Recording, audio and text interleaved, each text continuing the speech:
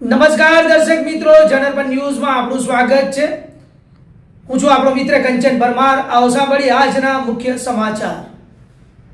વડોદરાના સ્થાપક અને દીર્ઘદ્રષ્ટા રાજવી સર સયાજીરાવ ગાયકવાડ ત્રીજાની 164મી જન્મ જયંતિની ઉજવણી રાજવી પરિવાર દ્વારા કીર્તિ મંદિર સ્થિત સર સયાજીરાવ ગાયકવાડની પ્રતિમાને પુષ્પમાલા અર્પણ કરવામાં આવી। વડોદરાના મહારાજા શ્રીમંત મહારાજા સયાજીરાવ ગાયકવાડની 164મી જન્મ જયંતિ નિમિત્તે શહેરમાં વિવિધ કાર્યક્રમો યોજાયા। શ્રીમંત સર સયાજીરાવ ગાયકવાડના કાર્યો અને દૂરદર્શિતાને યાદ કરી પુષ્પાંજલિ અર્પિત કરવામાં આવી હતી। રાજવી પરિવારના સભ્યો રાજમાતા શુભાંગી દેવી ગાયકવાડ અને પરિવાર દ્વારા કીર્તિ મંદિર સ્થિત તેમની પ્રતિમાને પુષ્પાંજલિ અર્પિત કરવામાં આવી।